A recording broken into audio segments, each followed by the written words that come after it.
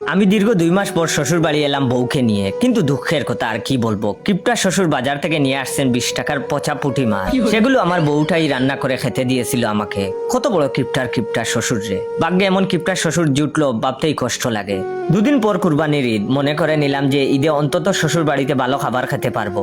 এদিকে ঈদ উপলক্ষে বউ বায়না ধরছে তাকে শপিং করতে নিয়ে যেতে হবে। বাজেট ধার্য করলাম 10,000 টাকা। টাকাগুলো বউয়ের হাতে দিয়ে বললাম, সাইমা আর তুমি একসাথে গিয়ে বাজার করে আসো। তখন সে বলল, তুমি যাবে না? আমি বললাম না।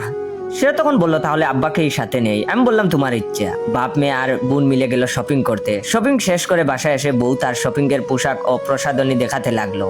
আমার হাতে মাত্র 600 টাকার শাড়ি ধরিয়ে দিয়ে বলছে এটা 3000 টাকা, আর শালিকার 700 টাকার থ্রি পিস দেখিয়ে বলছে 4000 টাকা।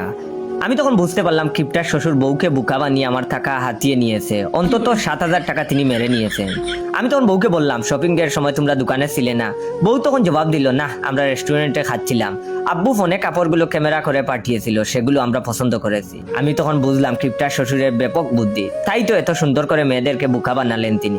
আমি তখন ধৈর্য ধরলাম আর ভাবলাম এতগুলো টাকা তুলবো কেমনে। আজ ঈদ।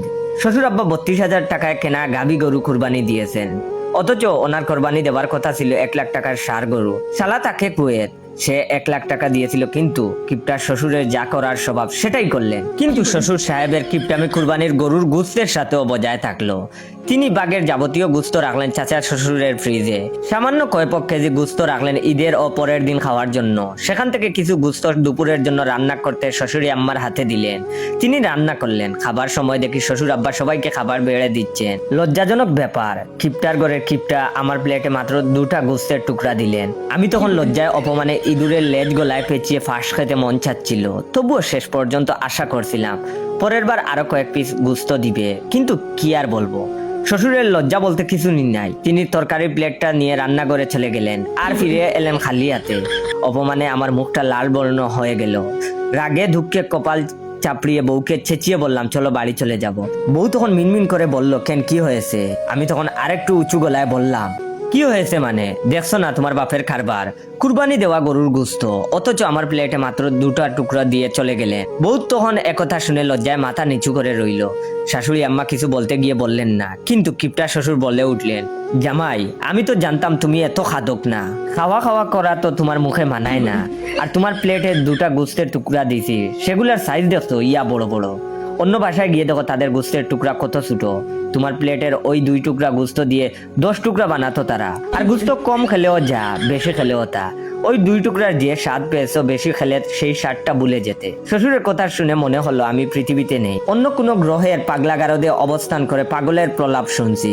দম মেরে শ্বশুরের কথা শুনছিলাম, তার কথার কোনো জবাব দিতে পারলাম না। এর পরের দিন শ্বশুর আব্বা তার মেয়েকে বলতেছে, মা, 3 দিন হলো বাসায় আসছিস, জামাইকে বল বাজার করতে, আমার টাকায় তো 3 দিন খরচ করলাম। তখন আমার বউ বলল, বাবা, তোমার বাসায় 1 দিনের বেশি কোনোদিনই থাকিনি, আর এবার একটু কয়েকটা দিন থাকছি বলে খুঁটা দেওয়া শুরু করছো, কেমন তুমি বাবা? আর দাঁড়াও, আমি বাজার করার টাকা তোমার জামাইয়ের থেকে আনছি।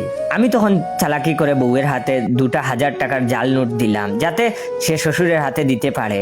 শ্বশুরও বাজারে গেলেন, আমিও গেলাম তার মতিগতি দেখতে। বাজারের চুর নিয়ে গণদুলাই চলছে। হঠাৎ একটা সুন্দরী মেয়ে এসে আমাকে মিষ্টি করে বলতেছে, ভাইয়া, এই 2টা নোট একটু বাংটি করে দিবেন প্লিজ ভাইয়া, প্লিজ, ওষুধ কিনতে হবে। আমি আবার মেয়েদের নরম গলায় বলা অনুরোধ ফিরাতে পারিনি। আমি তখন নোট 2টা ভালো করে দেখে বললাম, জাল নোট হবে না হয়তো। যদিও জাল নোট ধরতে পারি না, এ কারণেই আমার কাছে 7000 টাকার জাল নোট এসে জড়ো হয়েছে, যার 2টা শ্বশুরকে দিয়ে দিয়েছি।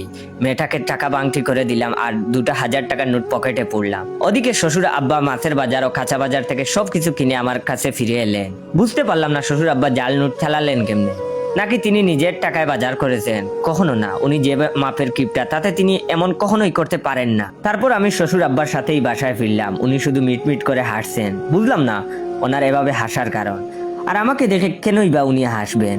বাসায় এসে রেস্ট নিলাম। রাত্রে খাওয়া দাওয়ার সময় শ্বশুর আব্বার চাপা হাসি হেসে বলতে লাগলে, আজ বাজারে চুর ধরা পড়েছিল, আর চুরের জন্য আমি 2টা জাল টাকা চালিয়ে নিতে পারছি। সাইমার জন্য বুরকা কিনতে দোকানে ঢুকছিলাম, তখনই চুরের আগমন হয়।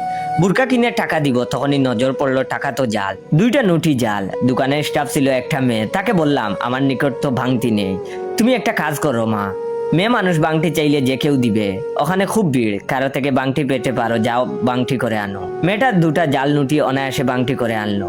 আমার মাথায় তখন বাজ পড়লো, বড় সড়ো বাজ।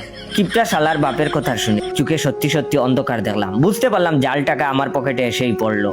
উল্টো আরো 2000 টাকা গচ্চা গেল।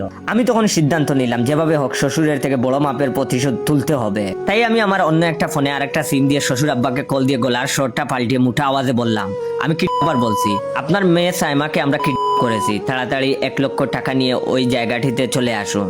শ্বশুর আব্বা তখন চেঁচিয়ে বলে উঠলেন, কে বললো আমার মেয়ে কিডন্যাপ হয়েছে? আমি তখন প্রমাণ দেখানোর জন্য শালিকাকে বেঁধে রাখা অবস্থায় একটা পিক তুলে ওনার ফোনে SMS করে দিলাম। শালিকাকে প্ল্যানে আগেই যুক্ত করেছিলাম বলে কাজটা করা সহজ হলো। পিক দেখানোর পর শ্বশুর আব্বা বিশ্বাস করলেন। তিনি বললেন, হ্যাঁ আমি টাকা নিয়ে আসছি। বুঝলাম বেটার ঠেলায় পড়তে, ঠেলার নাম বাবাজি ফের প্রমাণিত হলো। আজ তার কিপটামি ছুটে যাবে। 3 ঘন্টা পর শ্বশুর আব্বা আমার আসল নাম্বারে ফোন দিয়ে কেঁদে কেঁদে বলতে লাগলেন, বাবা আমার সর্বনাশ হয়ে গেছে। বুঝতে পারলাম তো বিষয়টা, মনে মনে হাসি দিয়ে বললাম, কি সর্বনাশ বাবা? উনি কান্নার আওয়াজ আরো বাড়িয়ে বললেন, তোমার শাশুড়ি হাসপাতালে সড়ক দুর্ঘটনায় আহত হয়েছেন, তার অপারেশনের জন্য 2 লাখ টাকা লাগবে। তুমি 1.5 লাখ টাকা নিয়ে ঢাকা ওই নামের হাসপাতালে চলে এসো। শ্বশুর আব্বার কথা সত্য নাকি মিথ্যা বুঝতে পারলাম না, তবে কান্না দেখে বুঝলাম সত্য। বউকে ফোন দিলাম, সে শুধু কাঁদে, কোনো কথা বলে না। বুঝলাম ঘটনা সত্যি হবে। শাশুড়ি আম্মার জন্য মায়া হলো, উনি আমাকে খুব ভালোবাসেন, উনার চিকিৎসার জন্য যত টাকা লাগে খরচ করব। আমি বিকাশ থেকে 1.5 লাখ টাকা উঠিয়ে হাসপাতালের উদ্দেশ্যে রওনা দিলাম। হাসপাতালের ভেতরে শ্বশুর আব্বা যেতে দিলেন না, উনি টাকাটা নিয়ে ভেতরে গেলেন। আমিও গেলাম, কিন্তু পেলাম না উনাকে। হাসপাতালে যে রুমে শাশুড়ি আম্মা থাকার কথা সেই রুমে ঢুকে দেখি আমার বউ তার মায়ের মাথায় হাত বুলিয়ে দিচ্ছেন। আমি তখন বউকে কাঠোর কণ্ঠে বললাম, আম্মা বলে সড়ক দুর্ঘটনায় আহত হয়েছেন কই? বউ তখন কাঁদো কাঁদো গলায় বলল, আহতই তো, রিক্সায় কাপড় পেঁচিয়ে গিয়ে পড়ে গেছিল, বাকি বড় কোনো দুর্ঘটনা ঘটেনি। আমি তখন বুঝলাম শ্বশুর আব্বা ফের চালাকি করেছেন। সে হয়তো টাকাগুলো নিয়ে আমার সাজানো পার্কে দিতে সেদিকে যাচ্ছেন। সিদ্ধান্ত নিলাম কেস খালাস করতে হবে, আমার টাকা আমার হাতেই তো আসবে। এত নাটক করে আর কি লাভ?